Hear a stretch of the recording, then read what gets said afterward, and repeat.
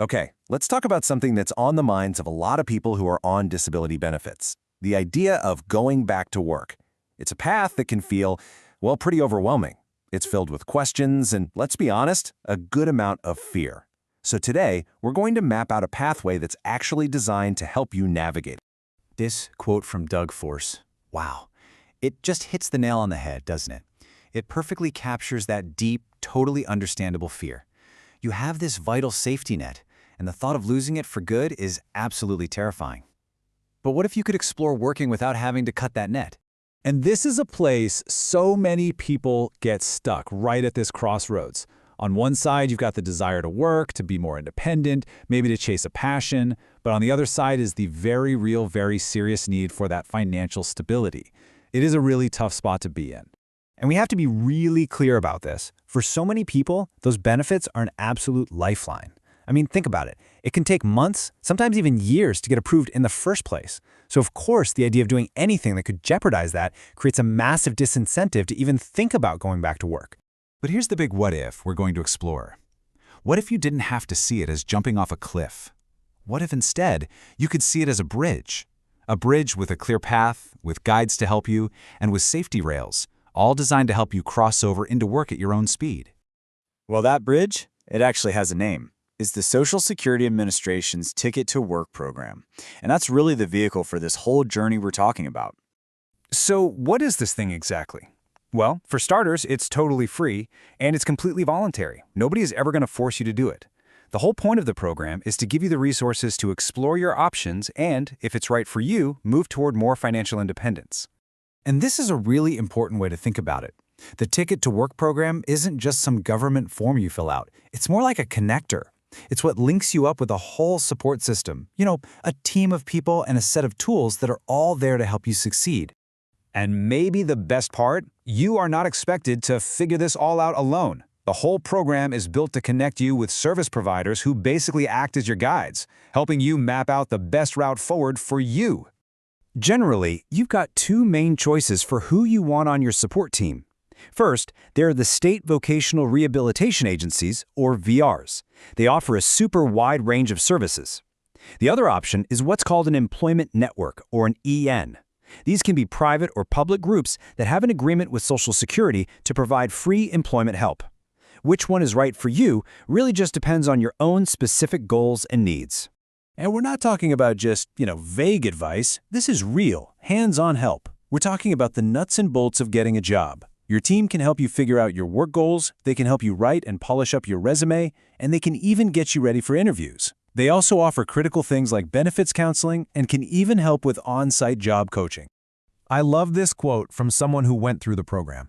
It really says it all. You're not just another case file.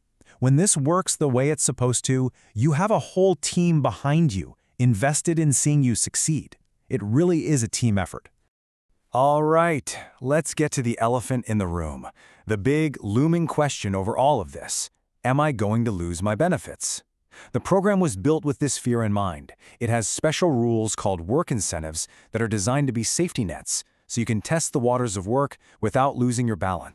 Okay, so the first big safety net is something called the trial work period. The best way to think about this is like a test drive. It's a specific amount of time where you can just try working and see how it feels, how it goes. And here's why that test drive is so powerful. For a full 9 months, you can earn as much money as you want. Seriously, there is no limit, and you will still get your full disability benefit check. This completely takes the financial risk out of the equation while you figure out if working is a good fit. Okay, but what happens after those 9 months? Let's say you're successful, you're working, but then something changes down the road. That's where the second huge safety net comes into play, expedited reinstatement. And this is a really crucial long-term protection. So here's the deal. If you have to stop working for any reason within 5 years after your benefits ended, you do not have to go through that whole long, stressful application process all over again. You can ask to get your benefits started again quickly. That is a massive peace of mind. And what about healthcare? This is another huge source of anxiety. There's this common myth that as soon as you start working, you automatically lose your Medicare or Medicaid. That's just not true. There are specific rules that allow a lot of people to keep their health coverage even while they're working. It's definitely not an automatic cutoff. So, We've covered the map, the guides, and the safety rails. Now let's look at where this path can actually lead. What does success really look like for people who've taken this journey? And as you're about to see, the destination is different for everyone.